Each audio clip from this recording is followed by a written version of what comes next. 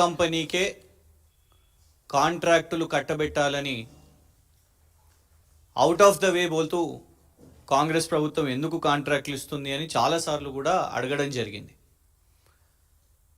ప్రత్యేకంగా గతంలో కూడా ఎన్నోసార్లు ఈ నెల్లూరుకు చెందిన కేఎల్ఎస్ఆర్ ఇన్ఫ్రాటెక్ సంస్థ ఏదైతే రేవంత్ రెడ్డి గారికి ఈ వాహనం, ఈ ల్యాండ్ క్రూజర్ వాహనం ఎవరైతే కేఎల్ఎస్ఆర్ ఇన్ఫ్రాటెక్ కంపెనీ బహుమతిగా గిఫ్ట్గా రేవంత్ రెడ్డి గారికి ఇచ్చిర్రో, గతంలో వారు ఎంపీగా కాంగ్రెస్ అధ్యక్షునిగా ఉన్నప్పుడు దీన్ని ఉపయోగించిర్రో, అప్పుడు కేఎల్ఎస్ఆర్ ఇన్ఫ్రాటెక్ పేరు మీదనే ఉండే.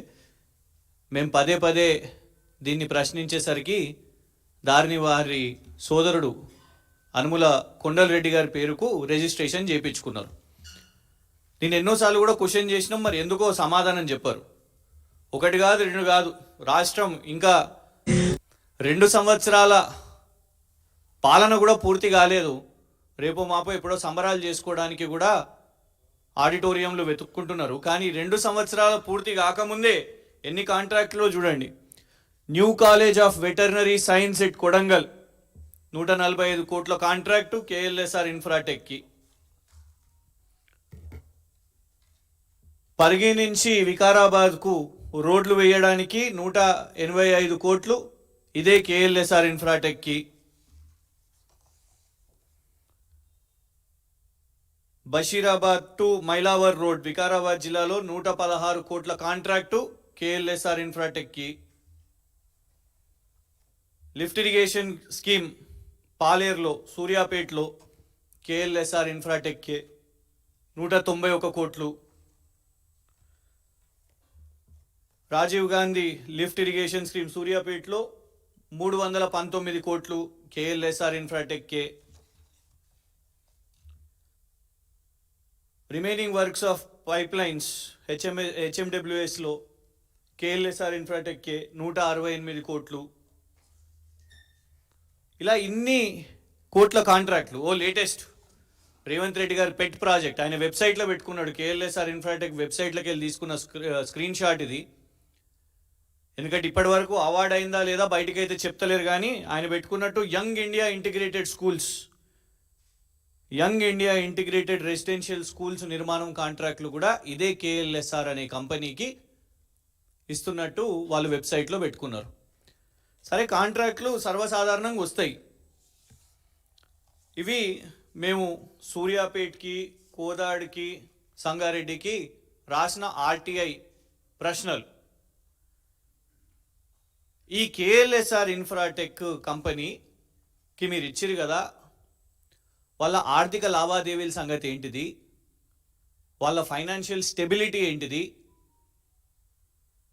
వాళ్లకు ఏ బేసిస్కి ఇచ్చిండ్రు మీరు, ఈ కంపెనీ ఏమైనా దివాలా తీసిందా, ఇన్సాల్వెన్సీ కేసు ఏమైనా నడుస్తుందా అని మేము ఆర్టీఐ ద్వారా పలానా అధికారులను, roads and buildings department, irrigation department వాళ్ళను అడగడం జరిగింది. అడిగితే వచ్చిన రిప్లైస్ ఇవి. కొందరేమో మేము సమాచారం ఇవ్వలేము అని, no representation or clarification has been submitted by KLSR Infratech, వాళ్ళు ఏమి ఎలాంటి సమాచారం ఇవ్వలేదని. ఒకళ్ళేమో సంగారెడ్డి నుంచి వచ్చిన రిప్లై, వాళ్ళు ఈ కాపీ మెయిల్ చేశారు. వాళ్ళ చార్టెడ్ అకౌంటెంట్, కేఎల్ఎస్ఆర్ ఇన్ఫ్రాటెక్ యొక్క సంస్థ చార్టెడ్ అకౌంటెంట్, వాళ్ళు అందులో ఏం చెప్పిండ్రు అని అంటే 2014 నుంచి 2025 వరకు వీళ్ళ కంపెనీకి ఎలాంటి ఇన్సాల్వెన్సీ అండ్ బ్యాంక్రప్సీ కోడ్ కేసులు లేవు, ఎలాంటి కేసులు అయితలేవు అని వాళ్ళు చెప్పడం జరిగింది. ఎందుకు ప్రధానంగా ఇవాళ ఇది పెడుతున్నాము అంటే, 2 రోజుల క్రితం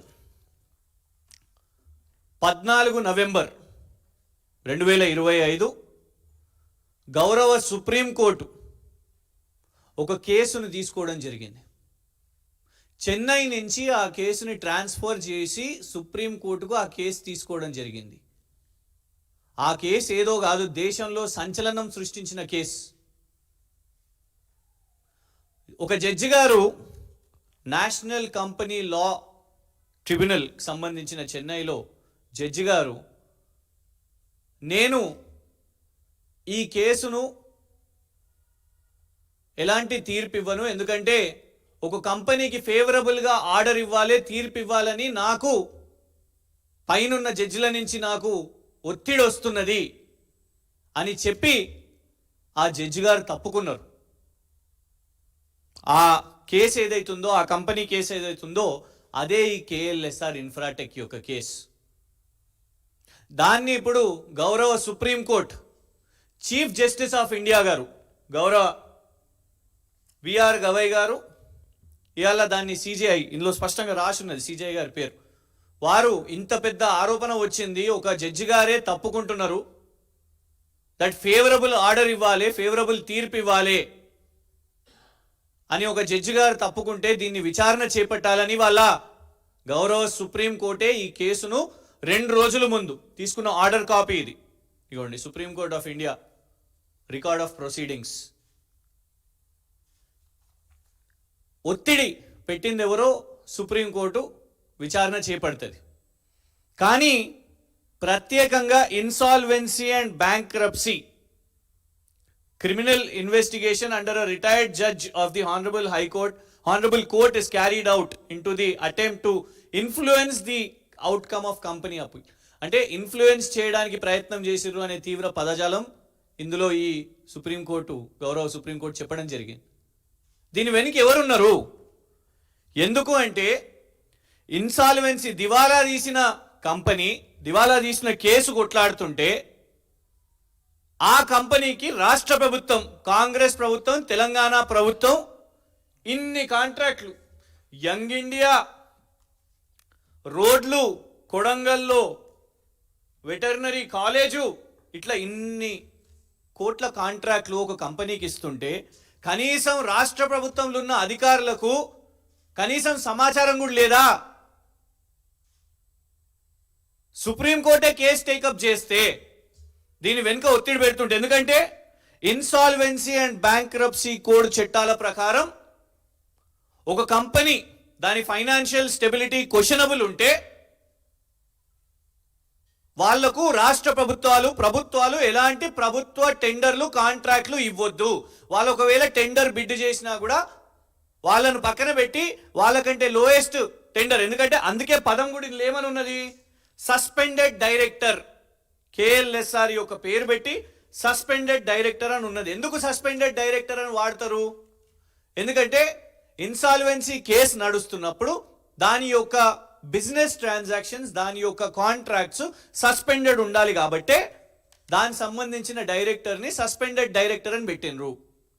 మరి ఎందుకు రాష్ట్ర ప్రభుత్వంలో ఉన్న ముఖ్యమంత్రి గారికి ఈ కేఎల్ఎస్ఆర్ ఇన్ఫ్రాటెక్ మీద గింత ప్రేమ ఎందుకు? గిందుకేనా? జనరలీ ఒక కంపెనీ పేరు మీద ఎందుకు ఉంటుంది? వాళ్ళకి ఆ కంపెనీ ఉంటే ఆ కంపెనీ పేరు మీద కార్ రిజిస్టర్ చేసుకుంటారు. మరి కేఎల్ఎస్ఆర్ ఇన్ఫ్రాటెక్ యొక్క కంపెనీ పేరు మీద కారే కాదు, గతంలో ఈడీ రేడ్స్ కూడా ఈ కంపెనీ మీద అయినప్పుడు ఈడీ కూడా రేవంత్ రెడ్డి గారి బినామీ కంపెనీ ఇది అని ఈడీ పేర్కొన్నది. ఈడీ ప్రెస్ రిలీజ్లు చేసింది. మరి వాళ్ళ ఎందుకో ఈడీ దీని మీద విచారణ చేపడతలేదు? ఎందుకు కేంద్ర ప్రభుత్వము దీని మీద విచారణ చేపడతలేదు? ఇలా చాలా స్పష్టంగా ఉన్నది. సుప్రీంకోర్టే ఇవాళ కేసు టేకప్ చేసి దాంట్లో ప్రశాంత్ భూషణ్ గారు ఆపోజిట్ సైడ్ ఎవరైతున్నారు ఈ కేసు, చాలా ప్రముఖ న్యాయవాది, దేశంలో టాప్ 10 అడ్వకేట్స్లో ఎవరైతున్నారో ప్రశాంత్ భూషణ్ గారు ఈ కంపెనీకి అగేన్స్ట్గా, ఈ కేఎల్ఎస్ఆర్ ఇన్ఫ్రాటెక్ కంపెనీకి అగేన్స్ట్గా ఈరోజు వారు సుప్రీంకోర్టులో ఈ కేసు కొట్లాడుతున్నారు.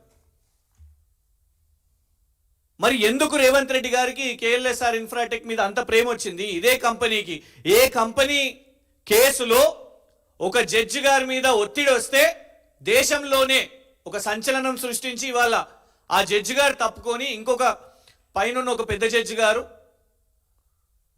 నా మీద ఒత్తిడి పెట్టినరు, ఫేవరబుల్ ఆర్డర్ ఇవ్వాలి, మెసేజెస్ కూడా ఉన్నాయని ఇవాళ సుప్రీంకోర్టులో ఆ విచారణ జరుగుతుంటే దాని వెనుక ముఖ్యమంత్రి రేవంత్ రెడ్డి గారు ఉన్నారా అని మాకు స్పష్టంగా అర్థమవుతున్నది. విచారణ డెఫినెట్గా చేయాలి. ఎందుకంటే ఒక జడ్జి గారి మీదనే ఒత్తిడి వచ్చిందంటే దాని వెనుక ఎవరెవరు ఉన్నారు? ఈ రాష్ట్ర ముఖ్యమంత్రి ఉన్నాడా? ఎందుకంటే ఈ రాష్ట్ర ముఖ్యమంత్రి రేవంత్ రెడ్డి గారు అదే కంపెనీకి పదే పదే ఇన్ని కాంట్రాక్ట్లు ఇస్తున్నారు. 2 సంవత్సరాలు పూర్తి కాకముందే ఇన్ని కాంట్రాక్ట్లు ఒక ఇన్సాల్వెన్సీ కేస్, బ్యాంక్రప్సీ కేస్ ఎదుర్కొంటున్న కేఎల్ఎస్ఆర్ ఇన్ఫ్రాటెక్ కంపెనీకి ఇవ్వడంలో రేవంత్ రెడ్డి గారి ఇంట్రెస్ట్ ఏముందో వాళ్ళు చెప్పాల్సిన అవసరం ఉన్నది. యంగ్ ఇండియా అని పెట్టింది కూడా ఈ స్కూళ్ళు గిందుకేనా?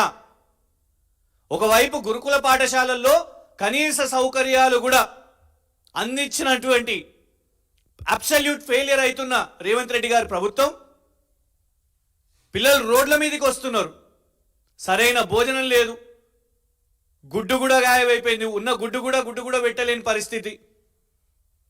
రోడ్ల మీదకి వస్తుంటే పోలీసులను మఫ్తీలో పంపించి ఆ విద్యార్థినులను అరెస్ట్ చేస్తున్న పరిస్థితి. కానీ గురుకుల పాఠశాలలను పక్కన పెట్టేసి కేఎల్ఎస్ఆర్ ఇన్ఫ్రాటెక్ కి కాంట్రాక్ట్లు రావడానికి కోసం యంగ్ ఇండియా స్కూళ్ళని వాళ్ళ టేకప్ చేసిర్రు.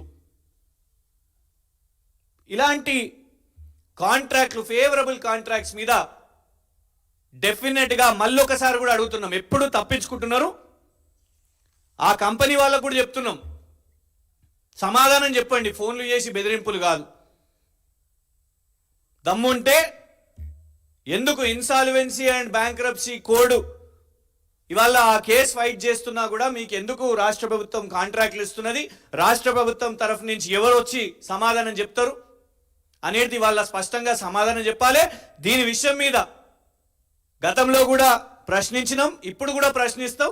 కానీ వాళ్ళకు మాకేం ఫరక్ పడదు అన్నట్టు మేము కాంట్రాక్ట్లు ఇస్తూనే ఉంటాం, ప్రేమ చూపిస్తూనే ఉంటాం అని ప్రేమ పొంగి పొర్లుతున్నది.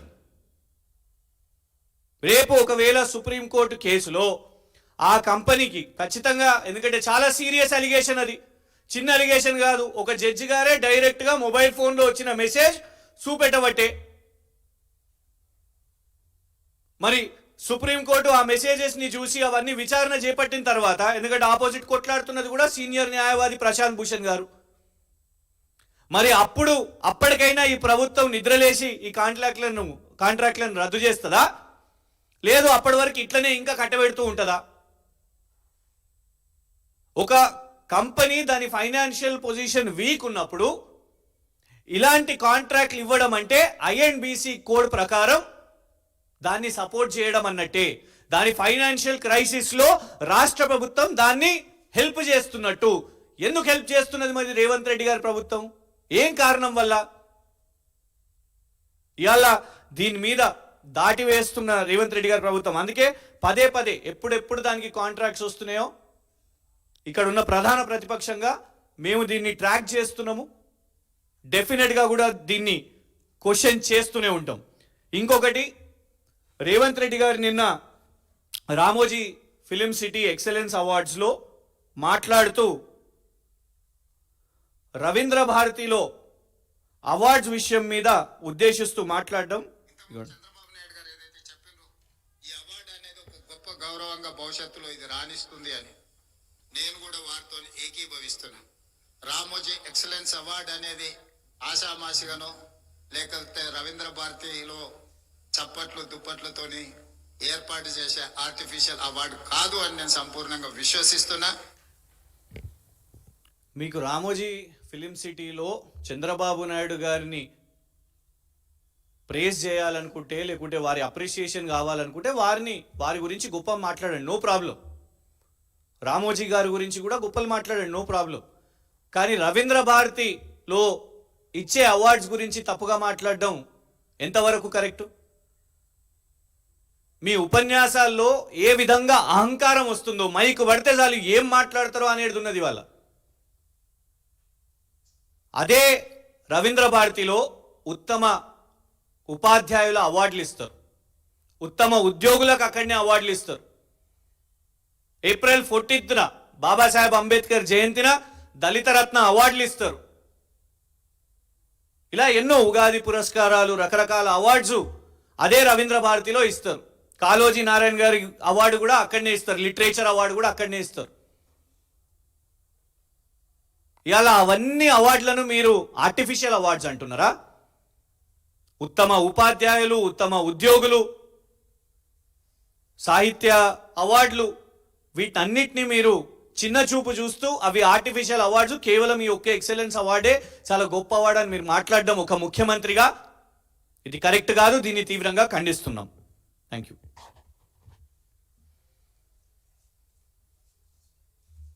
ఓకేనా?